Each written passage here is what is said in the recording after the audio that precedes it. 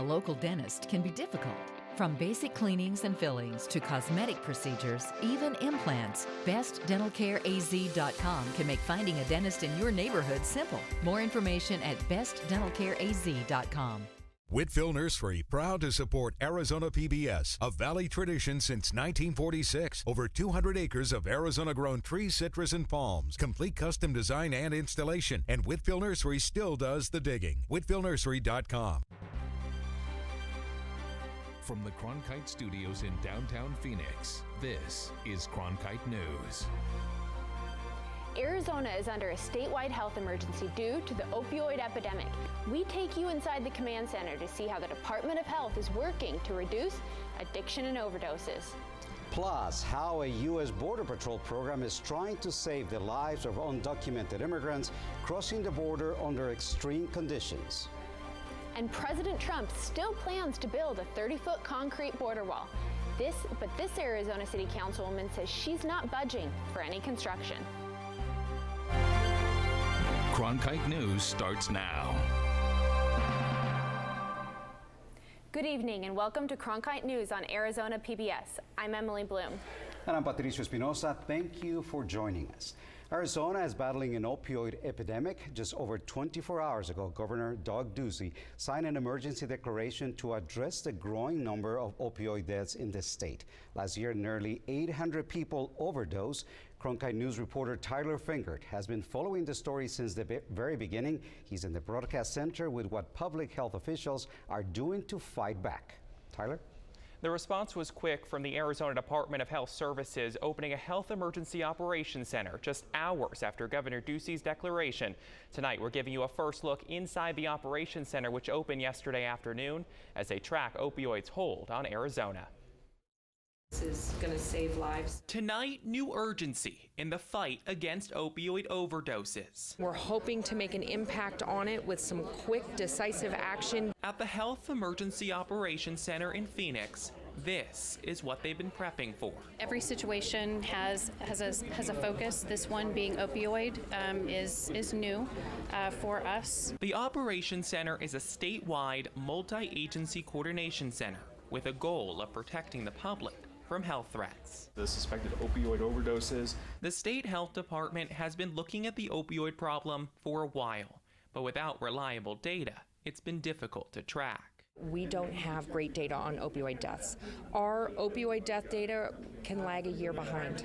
And so we noticed in October we were still updating deaths that occurred in January. The health department is taking a look around the country, looking to other states for the best way to handle the problem, with a goal of making Arizona just as good or better. I think every state is in a different spot, so I don't know that we have catching up to do. I think the entire nation has been impacted, and some states have best practices. In Arizona, we have some best practices, so that's why it's so important to do that 50-state crosswalk. The Department of Health says this is the first statewide public health emergency in at least 10 years. They say their ultimate goal is to find ways to decrease addiction and overdoses. In the broadcast center, Tyler Fingert, Cronkite News. Cronkite News is dedicated to covering the opioid crisis in Arizona and nationwide. Our documentary, Hooked RX, From Prescription to Addiction, highlights the problem of painkillers here in our state. You can watch the documentary and find resources for getting help online at hookedrx.com. And the dangers of opioids extend to more than just users. Federal officials warn that a powerful synthetic form of the drug can also present a threat to police and first responders. That was actually the warning today from the Justice Department and the Drug Enforcement Administration. Cronkite News reporter Emma Lockhart is live in our D.C. bureau with the story. Emma? The synthetic opiate fentanyl is one of the leading causes of the opioid epidemic, but opioid users are not the only ones who are affected. I was at a DEA press conference earlier today where I learned how law enforcement officers are also susceptible. That this is in every county, this is in every community in our country. 50 times more potent than heroin and gaining popularity, fentanyl poses a great risk to users and those who come in contact with it. DEA officials are warning law enforcement and first responders of the dangers. A few milligrams of fentanyl, maybe the equivalent of 5 or 6 or 7 grains of table salt, can kill you. Ingesting, inhaling, even absorbing the drug through the skin can lead to an overdose. 2 detectives from Atlantic County, New Jersey, suffered from just opening up a small bag of a powdered form of fentanyl and inhaling it. Felt like you were dying. You couldn't breathe. Very disoriented. And everything you did was exaggerated in your mind, I guess. It was the most bizarre feeling that I never ever would want to feel again, to be honest with you. Cases like this have occurred throughout the country. Of all of this is national awareness. This is truly of epidemic proportion. The DEA is encouraging local training and education to help protect those handling the drug. Among warnings from officials today was also a reminder that police dogs are also at risk, and in some instances what looks like heroin could actually be pure fentanyl. In those cases, officers should always assume the worst. In Washington, Emma Lockhart, Cronkite News. The Border Patrol rescue program, known as BORSTAR, held a demonstration to explain its improved rescue tactics to help distressed illegal border crossers. Cronkite News reporter Sunena Tandon traveled to Yuma for the demonstration. This April, more than 4,500 undocumented immigrants were found attempting to cross the southwest border. According to the U.S. Customs and Border Protection, BORSTAR was created as a way to reduce the deaths caused by the extreme conditions these immigrants face on their journey to the United States. Our team's responsibility is to provide a rapid response capability in the event of a search and rescue. The rocky desert creates less than ideal circumstances. You're not going to be able to carry enough water or food to last to make it up to where you want to go in the United States. About a year ago, the calls of distressed immigrants were lost through errors and miscommunication. But now, U.S. and Mexico have solved that problem by collaborating on 911 calls. Now, 911 calls are received by Mexico's C4. There, they process and relay information to BORSTAR. Then BORSTAR begins its mission to rescue the immigrant in distress. This flow of information has created a higher rescue rate. When one country collaborates with another, it benefits them both. In 2015, there were about 2,100 rescues. That number increased to almost 4,000 rescues in 2016. In Yuma, Sunena Tandon, Cronkite News. The U.S. Border Patrol reported 322 deaths on the southwest border in 2016. And several local governments in southern Arizona will not support President Trump's plan to build a wall along the U.S.-Mexico border. Today, the Pima County Board of Supervisors voted to pass a resolution opposing the wall in Tucson. City Councilwoman Regina Romero says Tucson will not do business with any company that takes part in the construction, planning, or funding of the wall, and she wants an ordinance to make that official. We need to make sure that we have some sort of teeth in the ordinance to make sure that companies understand that this is a very serious issue and we take it very seriously. And the City Council is set to vote on the proposed ordinance tonight. Meanwhile, the Tohono O'odham Nation has also shared its opposition to the wall. The tribal reservation runs across the Arizona and Mexico border. Officials have invited the White House to consider this before they move forward with the wall. We asked the president and his staff to come and look at our border because it's unique, and to see how we're working together and how we're trying to protect our land base here, as well as protect the U.S. citizens as well. And while the Tohono O'odham Nation fights against the wall, the Navajo City Council is looking to keep jobs for Navajo workers. The City Council Committee has voted to extend its coal-operating plant lease in northern Arizona. 2 committees still have to decide on the legislation. Plant owners have set July 1st as the committee's deadline on their decision. If the tribe does not approve the lease, the plant will shut down by 2020. And the Rockin' River Ranch in Camp Verde will now be a state park. The property was bought by park officials in 2008, and the recently approved Arizona budget includes $4 million to turn the ranch into a state park. For years, the ranch has been known as an environmental pearl for its location along the Verde River. President Trump held a dinner last night for the Gold Star families. And those are families, Emily, that lost their lives serving our country. Coming up on Cronkite News, we hear from one Arizona Gold Star member about the impact of this event. Remembered as the greatest event in the 20th century, today is the anniversary of D-Day, what people are doing to commemorate the fallen soldiers. I think I finally found my hallelujah. I've been waiting for this moment all my life. Now all my dreams are coming true. Yeah, I've been waiting for this moment. It's good to be alive right about now.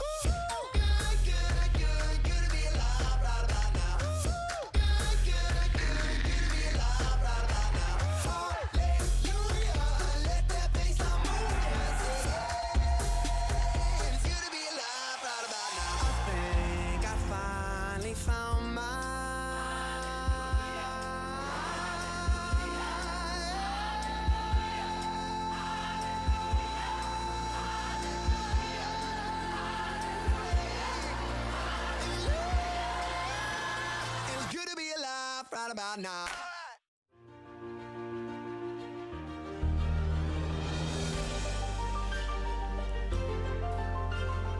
Officially from 36, and he hooks it in. Arizona State wins. Keeping one deep, and it is caught. Jalen Strong. Do you believe it?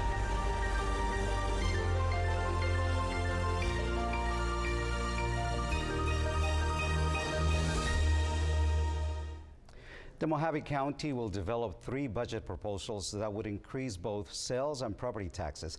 The sales tax will increase by 16 cents, while the property tax will increase by 25. The third budget will account for no tax increases. Last night, the President and the First Lady held a White House reception to honor Gold Star families, the surviving family members of fallen U.S. soldiers, but the event, coming less than a year after the President's feud with the Gold Star family during the campaign, left some of those families conflicted. Noelle Lilly brings us both points of view from Washington. It was less than a year ago that President Trump came under fire for attacking a Pakistani-American Gold Star family. His wife, if you look at his wife, she was standing there. She had nothing to say. Maybe she wasn't allowed to have anything to say. These statements came after the Khan family, who lost their son in Iraq, criticized the president at the Democratic National Convention last summer. However, last night, the president invited Gold Star families to the White House for a private reception with him, the First Lady, and the Vice President. But still, not all Gold Star families are ready to forgive and forget.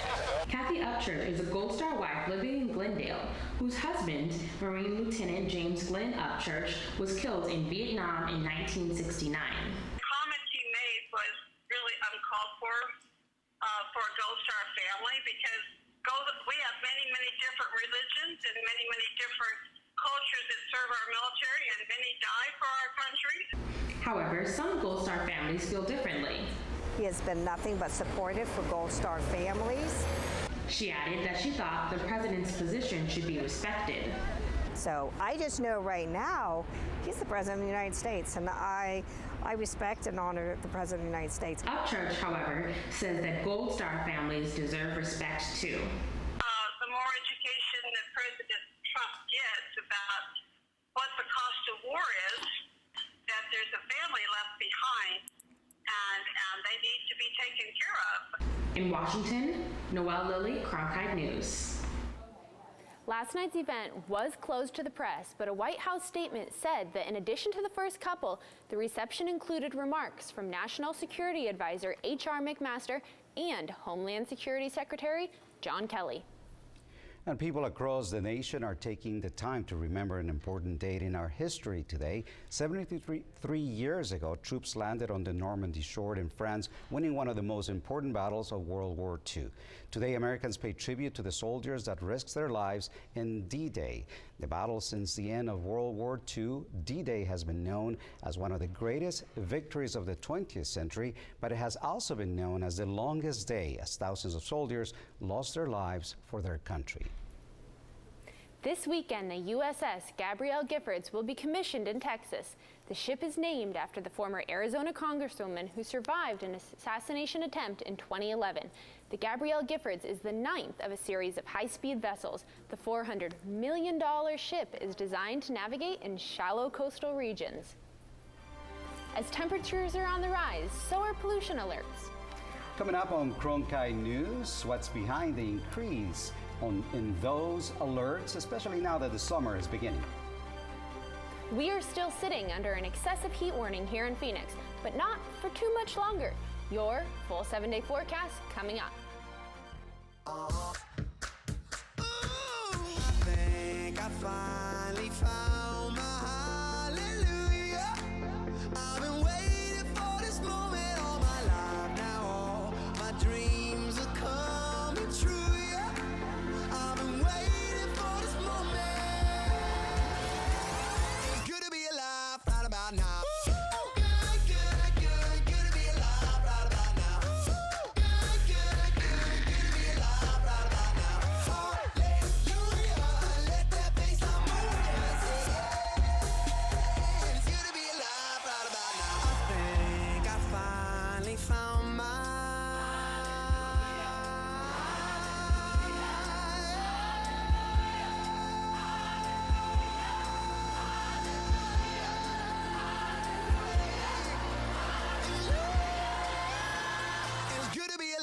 Right about now.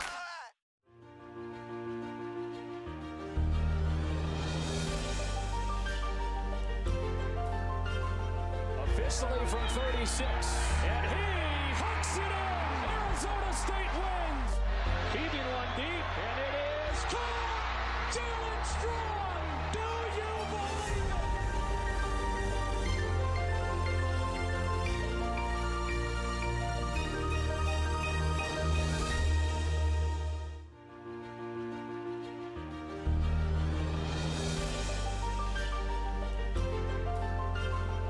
Officially from 36, and he hooks it in. Arizona State wins. Keeping one deep, and it is caught. Jalen Strong. Do you believe it?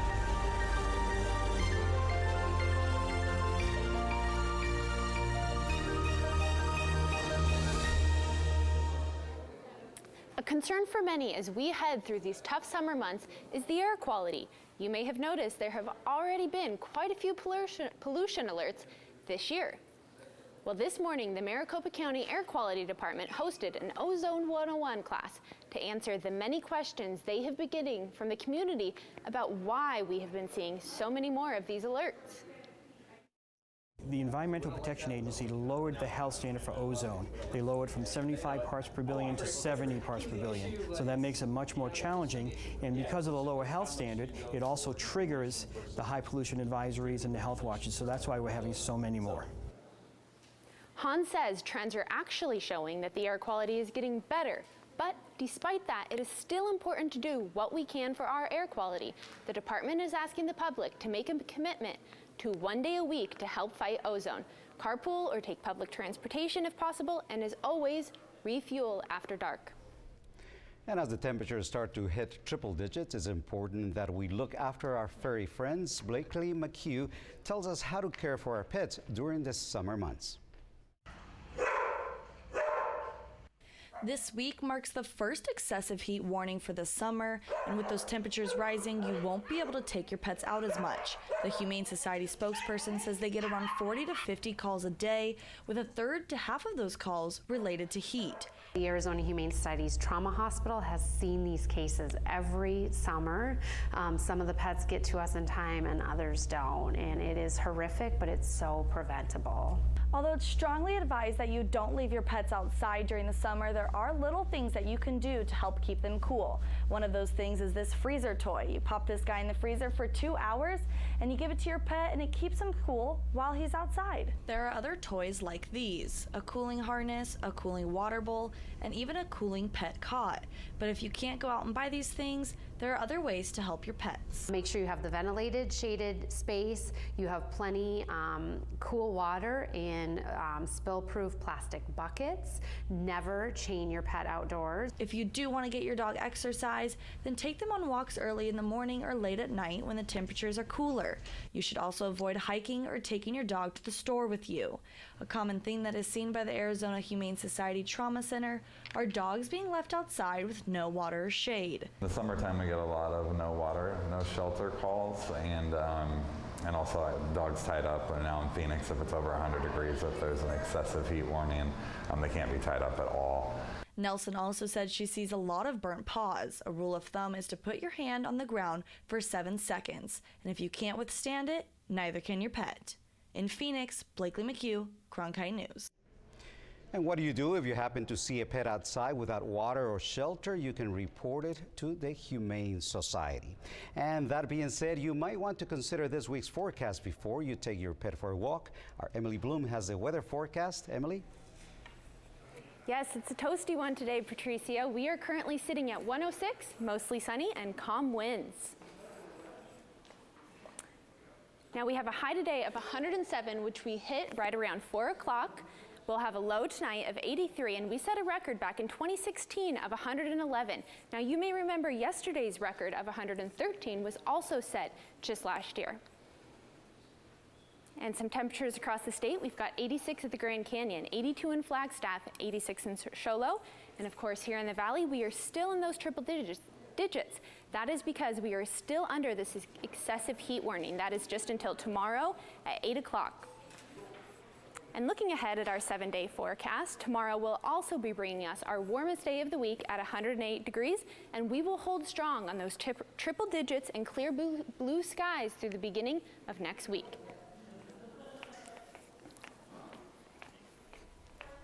And keeping your pets from the heat isn't the only thing you need to keep them healthy. That's right, coming up on Cronkite News, how the growing pet market has all the right things for our Valley friends.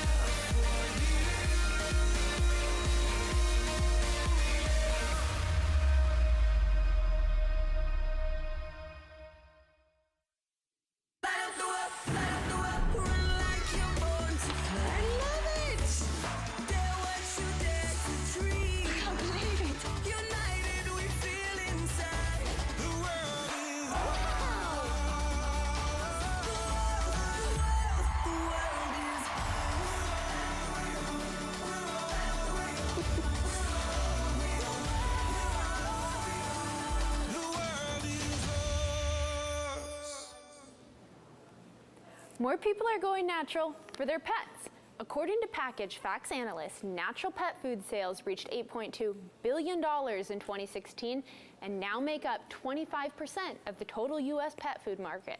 Fry Bennett takes us inside one Valley pet food company that's jumping on the bandwagon. We want transparency in our food. And we want to know what we're feeding our pets as well.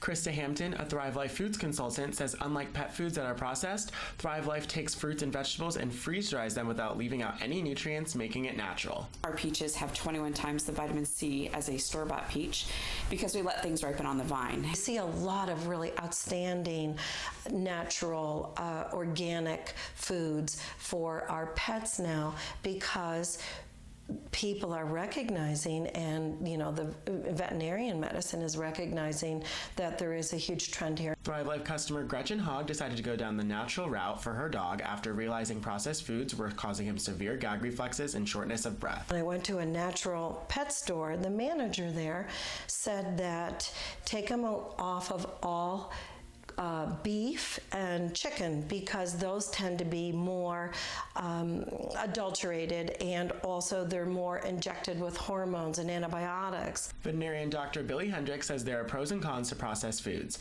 but it depends on the animal. You could feed 100 dogs the same food, the exact same food, and say maybe 15 dogs would have adverse events. Hogg says other than Thrive, she hopes to find different alternatives to make sure her pets live a healthier life. In Phoenix, Farai Bennett, Cronkite News.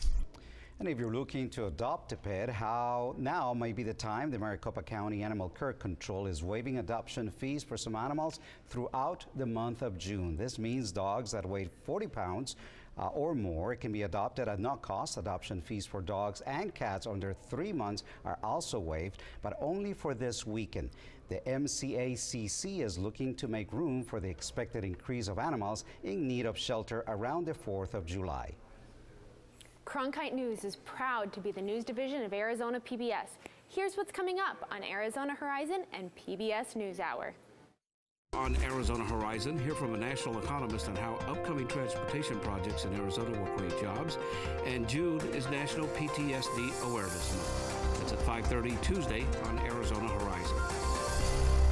I'm Judy Woodruff on the next NewsHour. How to teach children to decipher facts from falsehood in news reporting. That's Tuesday on the PBS NewsHour.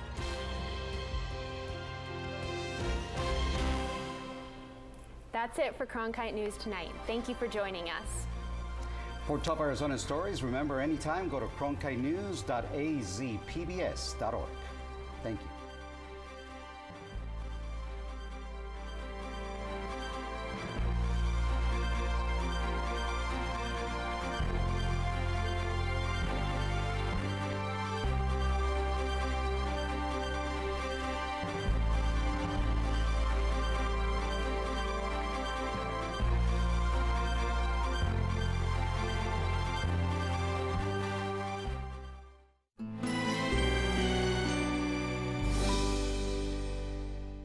Back in about 1974, I decided that I wanted to do a record that was different than most music that was put out. That's what started the sound of Mannheim Steamroller.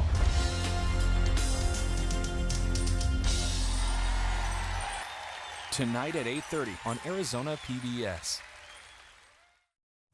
Explore new ideas and new worlds here on Arizona PBS, a community service of Arizona State University.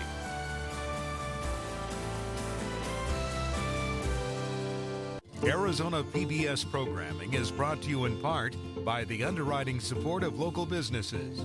Learn how you can support Arizona PBS and grow your own business by reaching viewers like you.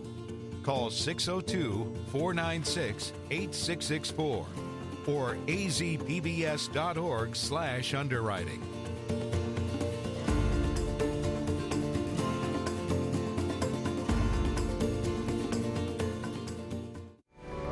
Coming up next on Arizona PBS, Life and World.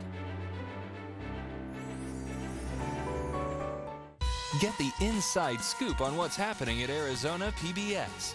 Become an insider. You'll receive weekly updates on the most anticipated upcoming programs and events. Get the insider delivered to your email inbox.